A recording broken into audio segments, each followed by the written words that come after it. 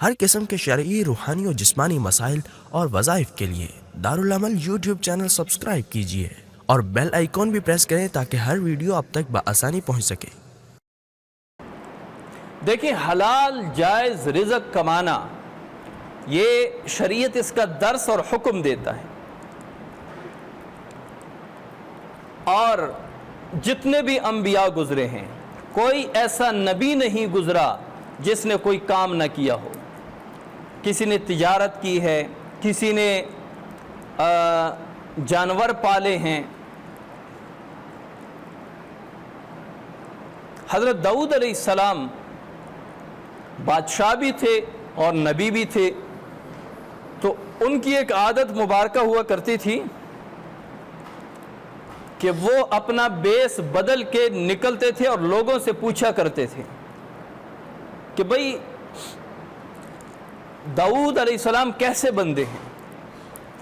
تو لوگ ظاہر ہے وہ اللہ کے پیغمبر بھی تھے اور بادشاہ بھی تھے اور نیک بھی، ظاہر ہے جب پیغمبر تھے تو نیک بھی تھے، اچھے اخلاق والے بھی تھے، تو سارے لوگ ان کی تعریف کیا کرتے۔ ایک دن حضرت جبرائیل علیہ السلام کو اللہ تعالیٰ نے انسانی شکل میں بھیجا، اور حضرت داؤد علیہ السلام اسی طرح پوچھتے گئے بیس بدل کر، تو جبرائیل علیہ السلام انسانی شکل میں آئے سامنے، اور داؤد علیہ السلام نے حضرت جبرائیل علیہ السلام سے بھی پوچھ لیا کہ اے اللہ کے بندے، پہچان نہیں پائے داؤد علیہ السلام کہ یہ اللہ کے فرشتے ہیں، فرمایا کہ اے اللہ کے بندے، داؤد کیسے بندے ہیں؟ داؤد علیہ السلام کیسے انسان ہیں؟ اچھا، اللہ تعالیٰ نے ایک سبق کے لیے حضرت جبرائیل علیہ السلام کو بھیجا تھا۔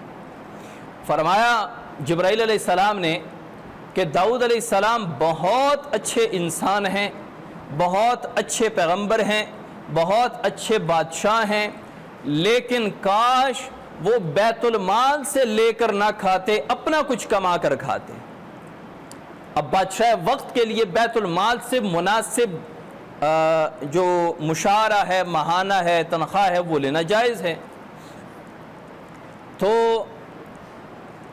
داؤد علیہ السلام فوراً مڑے اور واپس آئے اور اللہ کے حضور سجدہ ریز ہو کر ایک دعا کی، اللہم علمنی کسبا تغنینی بہا عن بیت المال، یا اللہ مجھے ایسا کسب سکھا دے، مجھے ایسی کسب کی تعلیم عطا فرما کہ میں بیت المال کے جو مال ہے، جو تنخواہ میں لیتا ہوں، اس سے میں بے پرواہ ہو جاؤں، اس کی مجھے ضرورت نہ پڑے۔ تو یہ دعا تھی حضرت داؤد علیہ السلام کی، اللہم علمنی کسبا تغنینی بہا عن بیت المال۔ تو اللہ تعالیٰ نے پھر کیا کسب عنایت فرمایا؟ لوہے کو حضرت داؤد علیہ السلام کے لیے موم بنا دی۔ اب جیسے ہی حضرت داؤد علیہ السلام کے ہاتھ میں لوہا آتا، حضرت داؤد علیہ السلام ہاتھوں سے اس کو موڑ کر، اس کو پتلا کر کے اسے تلوار بناتے، اسے ڈھال بناتے، جو چیز بھی بناتے حضرت داؤد علیہ السلام آسانی سے بنا لیتے۔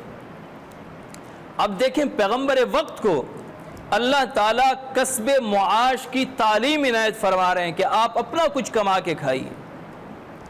تو یہ اپنا حلال جائز رزق کما کے کھانا، یہ اللہ تعالیٰ کا حکم اور اسلام اور شریعت کا ایک خوبصورت مزاج ہے۔ کمائیں اور کھائیں، حلال کمائیں۔ حلال کی پھر اپنی تاثیر ہے، حلال کی جو بندہ حلال کماتا ہے، پیسے میں حلال اور حرام کا فرق کرتا ہے، اس کے مال میں، اولاد میں، عزت میں، گھر میں، ہر چیز میں برکت ہوتی ہے۔